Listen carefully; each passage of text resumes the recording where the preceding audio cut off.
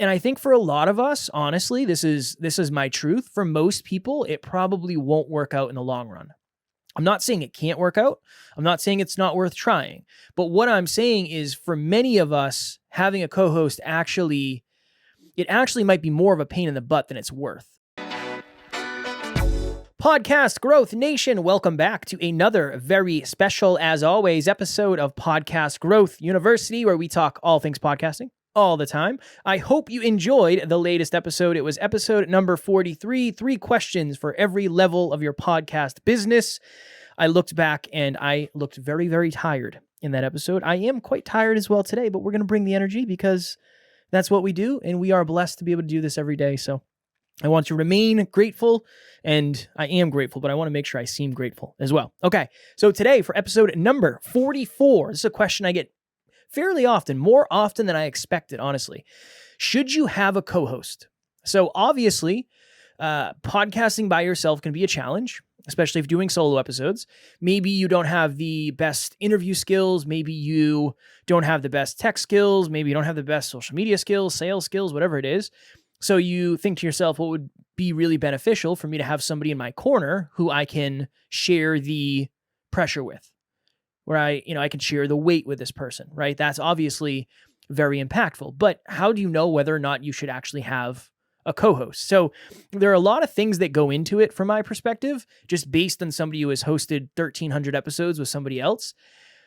And I think for a lot of us, honestly, this is my truth. For most people, it probably won't work out in the long run. I'm not saying it can't work out. I'm not saying it's not worth trying.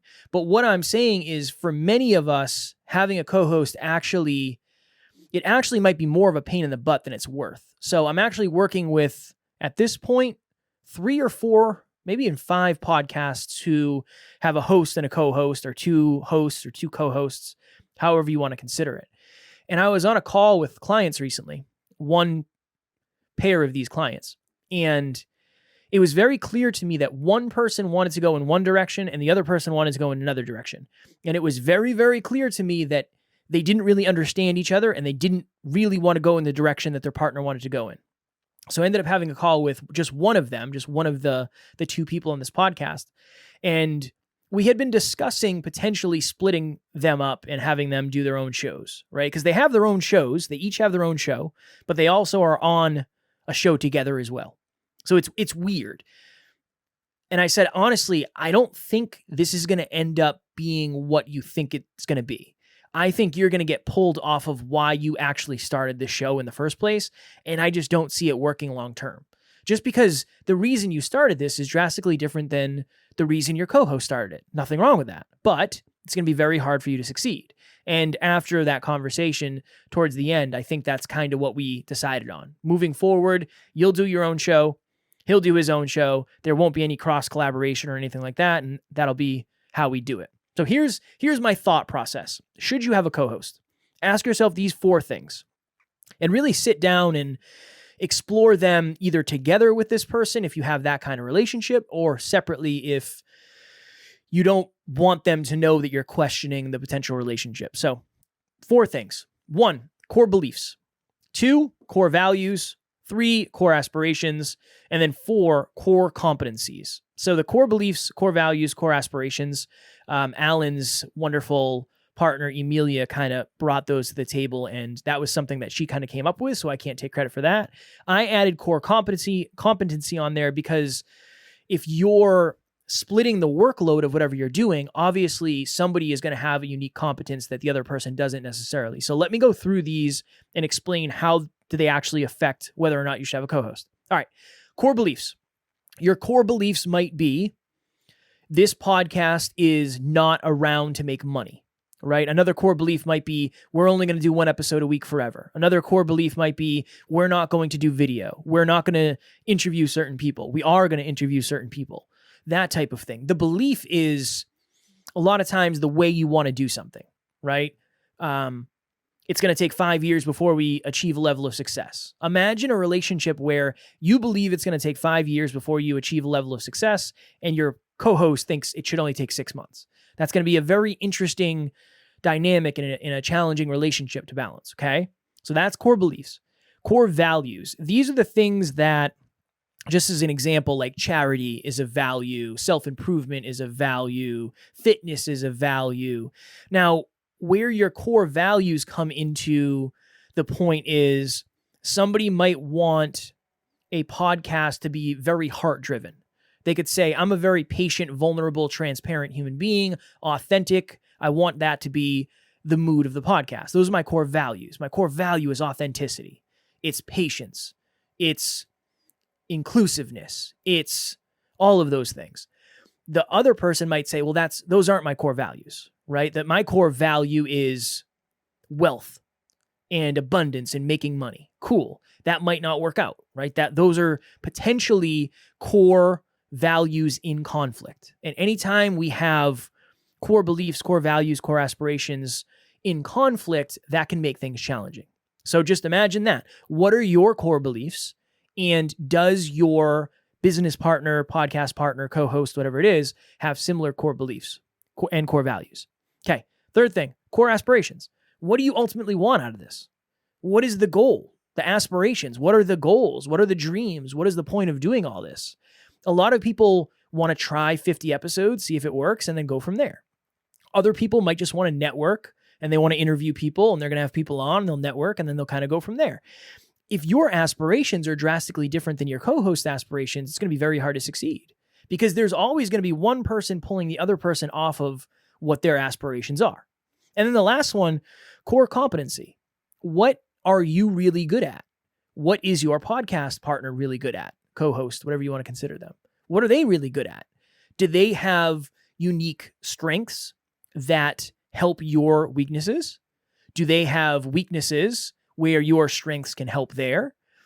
Because again, with anything, especially a podcast, you're basically creating a business and it's a long-term thing. It's not going to happen overnight. You're going to be working with this person for many, many, many hours, depending on what you're doing, right? So just as an example, Alan and I have recorded 1,300 episodes together, at least 1,300 at this point.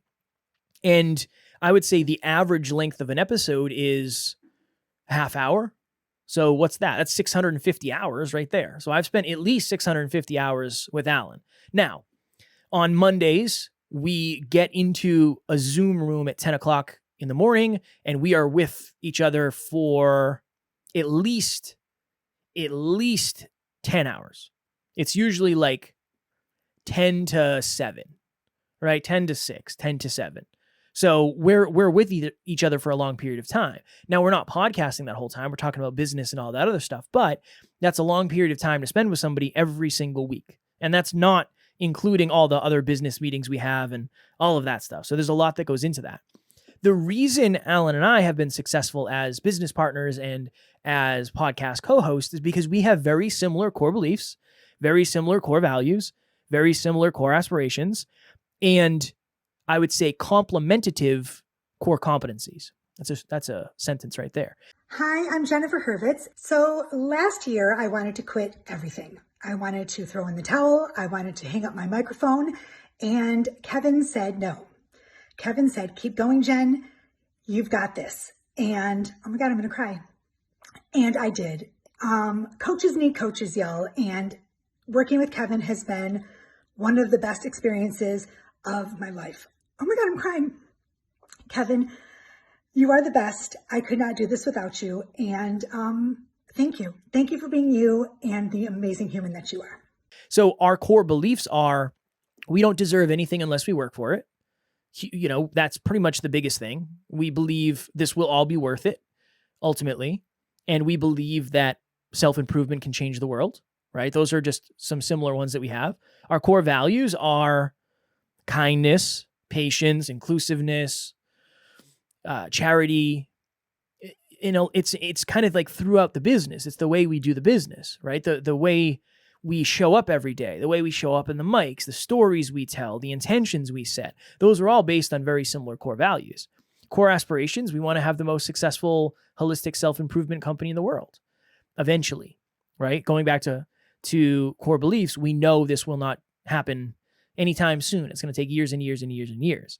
But the core aspirations are, I don't ever plan on selling the business. That's not why I'm in it. I'm not in it so we can get investors. That's not what we're trying to do. Our core aspirations are very in alignment. And then our core competencies, Alan was really good at business and is really good at business. And I was really good at building relationships with people. And I still am. And those things have helped Alan succeed better and me succeed better, therefore helping the business and the podcast succeed at a higher level. So sit down and ask yourself, okay, what are my core beliefs? What are my core values, core aspirations, and core competencies? And then what are those of this, either my current co-host or a prospective co-host that I'm thinking about working with? Anytime people ask me this is what I tell them. It's very hard. I don't know other than that, right? I don't know what's going to happen with you and your potential co-host. This is as close to predicting the future as I can get because this is what's worked really well for us. And if any of these are in conflict, that's a potential red flag. If none of them are, that's a potential green flag. Because at least if one of your core values is effective, vulnerable communication, and your podcast co-host shares that as well, at least if something comes up, you're going to feel comfortable sharing your truth with that person, and you'll most likely end up succeeding. And this is really in any relationship. Obviously, we won't go deep into that because this is a podcast about podcasts, but that's what I would say. That's really what I would say. And then here's another thing too. You kind of got to go with, is this the type of person that I would want to spend a Friday night with? Because if it's not, it's probably not going to succeed long-term anyway. So that's just an extra piece that I'll throw out there. So I'll go through them one more time. Sit down and write out, what are your top 3 core beliefs? What are your top 3 core values? What are your top 3 core aspirations? And what are your top 3 core competencies? If you need a list of core beliefs or any of that, just Google what are some core beliefs, or what are beliefs, what are values, what are aspirations. There'll be a lot of lists that'll come up. But that's what I would do. That would be the exercise I would do. Now, here's the even more interesting thing eventually. At some point, if you do become a podcast that's successful enough to make money, you're going to have to figure out, how do you want to split the money? When you become a podcast that has more output in terms of work, whether it's audio editing, video editing, coaching, whatever, then you're going to have to figure out, okay, how is that going to look? So just as an example, when Alan and I got into partnering up, I had already done, I think, 15 episodes by myself or something like that. So I had already done some audio editing. And it was like, okay, I'm going to just keep doing the audio editing because that's something I'm already familiar with. When we started doing video and we started doing YouTube and we started doing teaser clips, I just started doing that because it was, well, I'm already doing the audio editing. I'm going to be kind of the content guy. So let me learn that. And then Alan was working on the business behind the scenes, and Alan had calls with mentors and that type of thing. Alan was leading the charge on social media. So that was very, very beneficial.